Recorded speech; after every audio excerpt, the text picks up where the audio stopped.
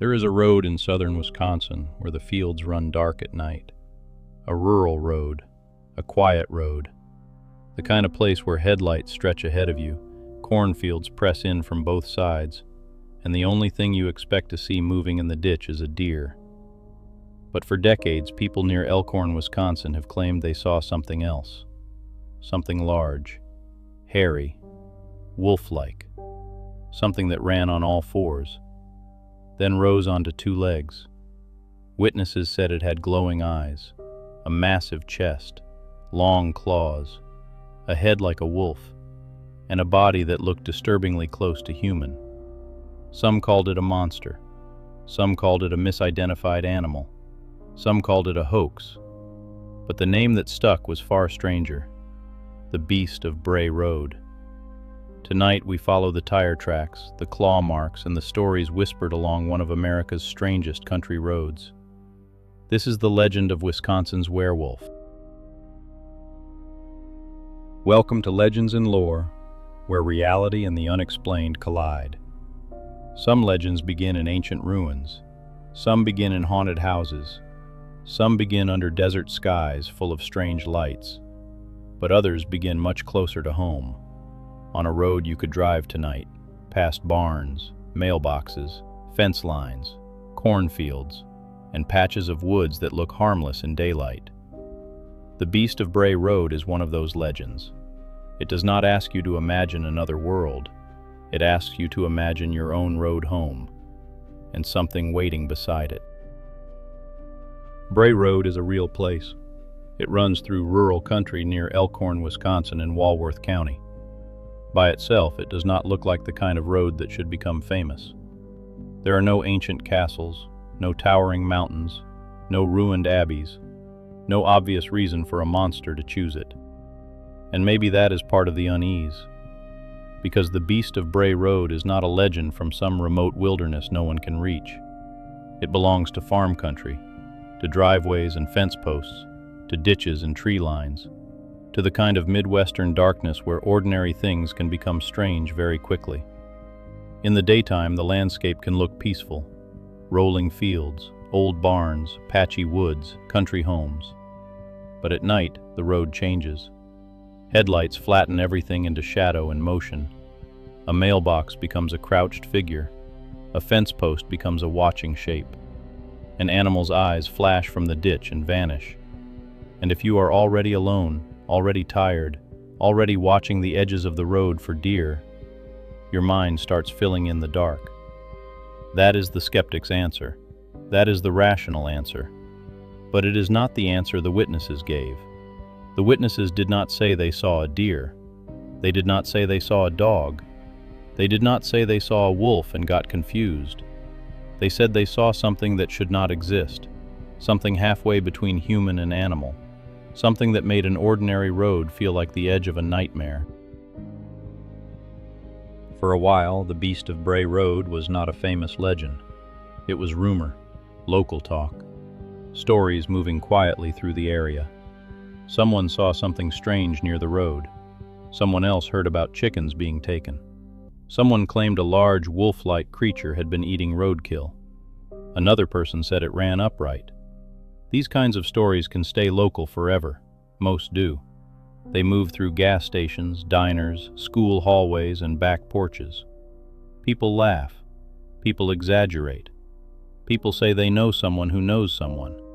Then, eventually, a reporter hears about it. That reporter was Linda Godfrey. In 1991, Godfrey was assigned to look into the strange rumors around Bray Road for the Walworth County Week. She later became one of the central figures in preserving and researching the Beast of Bray Road legend.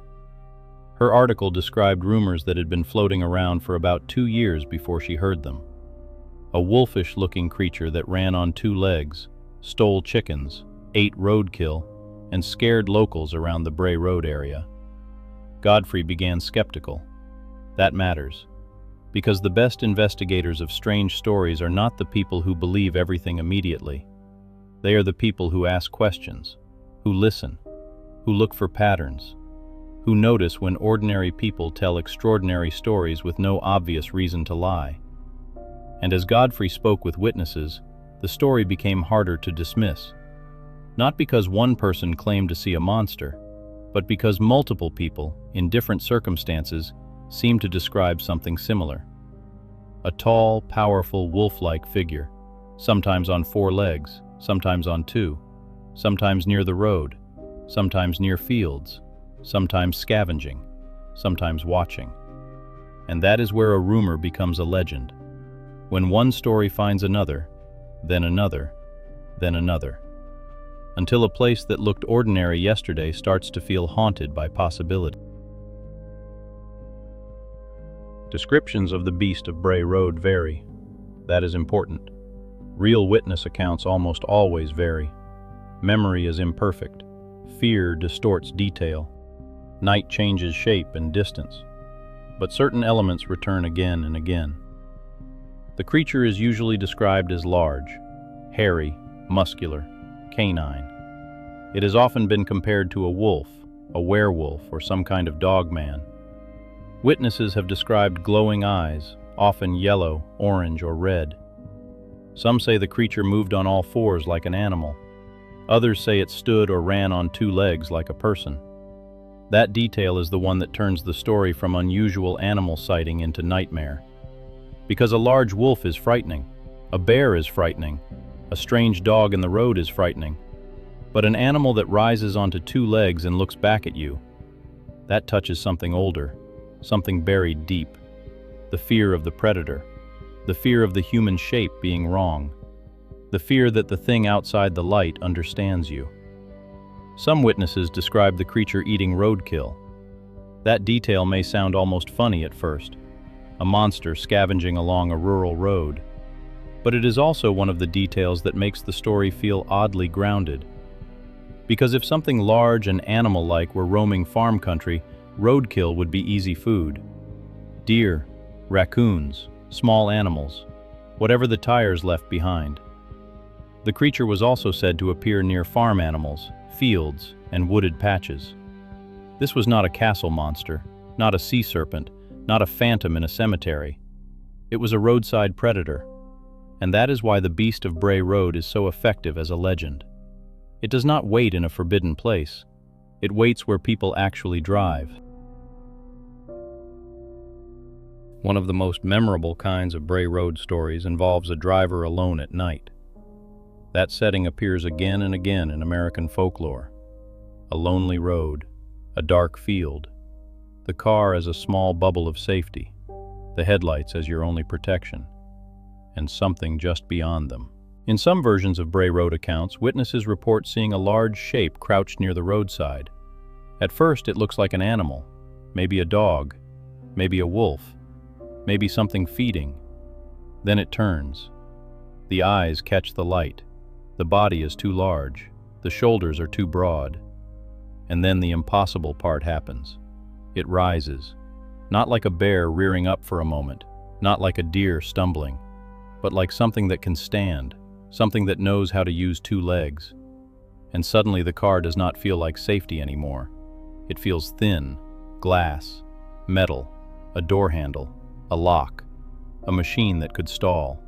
There are reports of the beast lunging toward vehicles, chasing cars, or leaving scratch-like marks. Some tellings describe people speeding away while the thing remains in the road or beside it, still watching.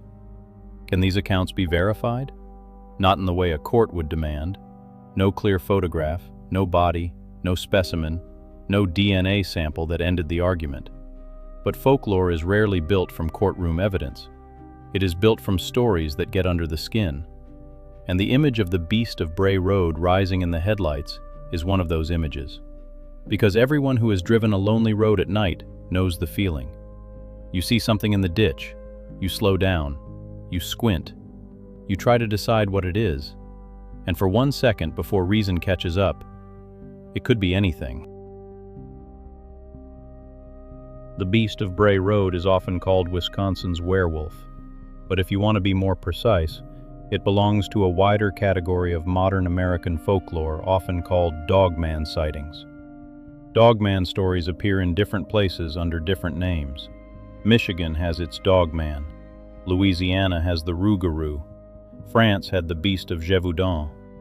In Wisconsin, the Beast of Bray Road became the most famous version. These stories share a pattern: a creature with canine features, often upright, often powerful, often seen along roads, fields, forests, or rural edges. Not exactly a wolf, not exactly a man, something in between. Skeptics argue that these sightings are usually misidentified animals. Bears can stand upright. Large dogs can look monstrous in the wrong light. Coyotes with mange can appear strange and unnatural.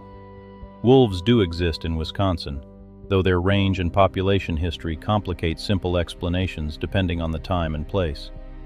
And when fear enters the equation, the mind can complete a shape that the eyes only partly saw. A flash of fur, a pair of eyes, a huge shadow, a running animal, a memory that sharpens after the fact.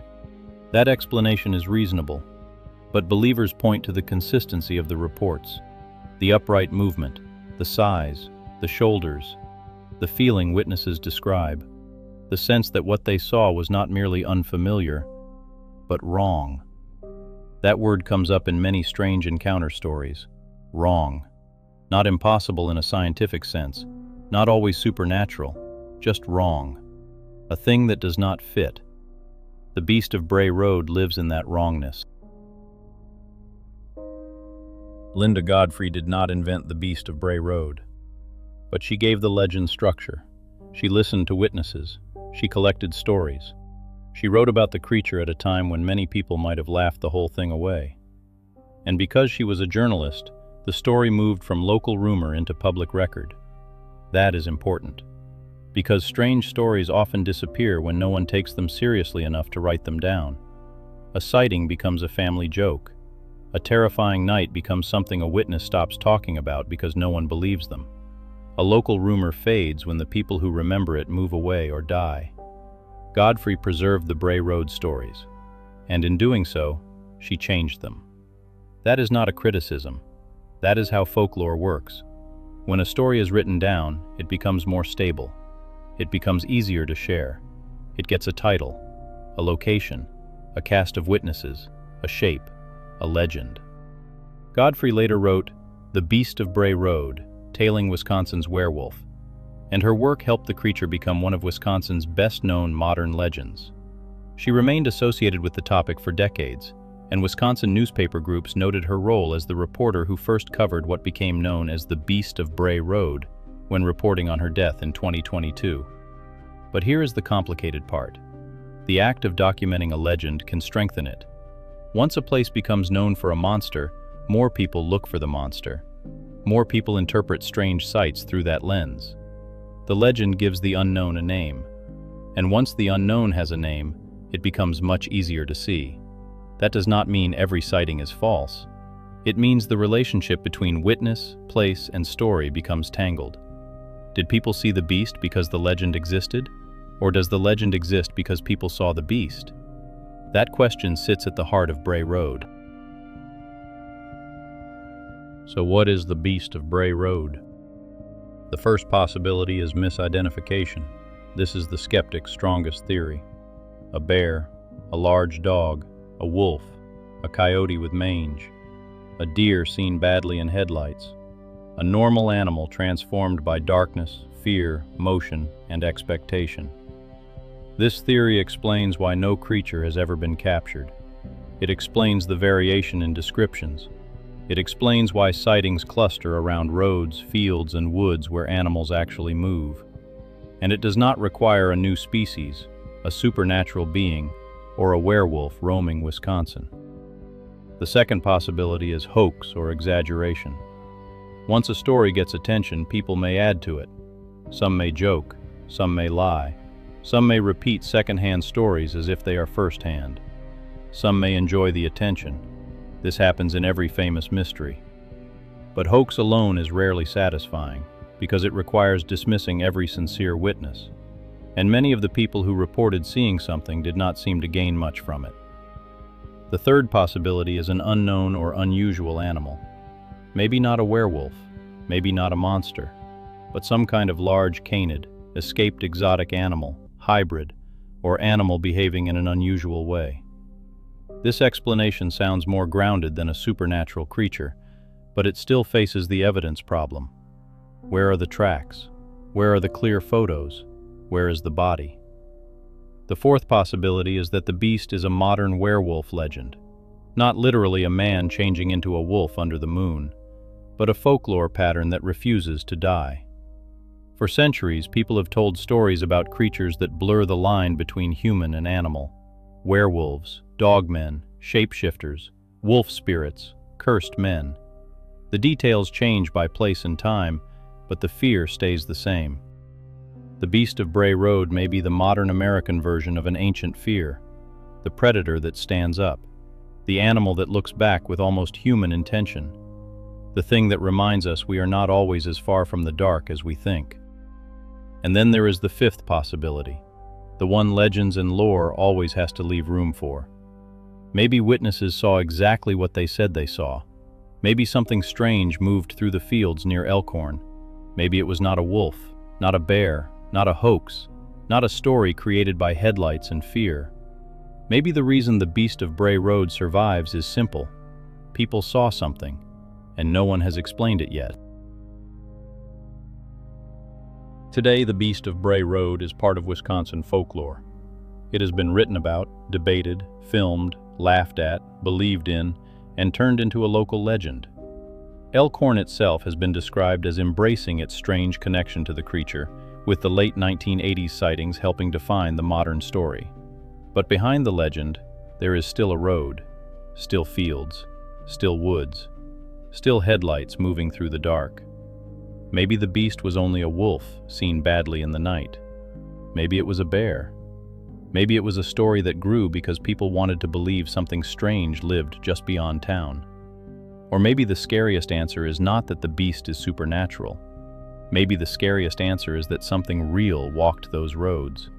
Something rare enough to avoid proof, strange enough to become legend, and close enough that someone driving home at night could look toward the ditch and see two eyes shining back. So the next time you are alone on a country road and something moves at the edge of your headlights, do not stop too quickly. Do not roll down the window. And if the thing in the ditch rises onto two legs, keep driving. I'm David, and this has been Legends and Lore. Tell me what you think. Was the Beast of Bray Road a misidentified animal, a modern werewolf legend, or something still out there? Until next time, keep your lantern lit, and don't trust every shadow beside the road.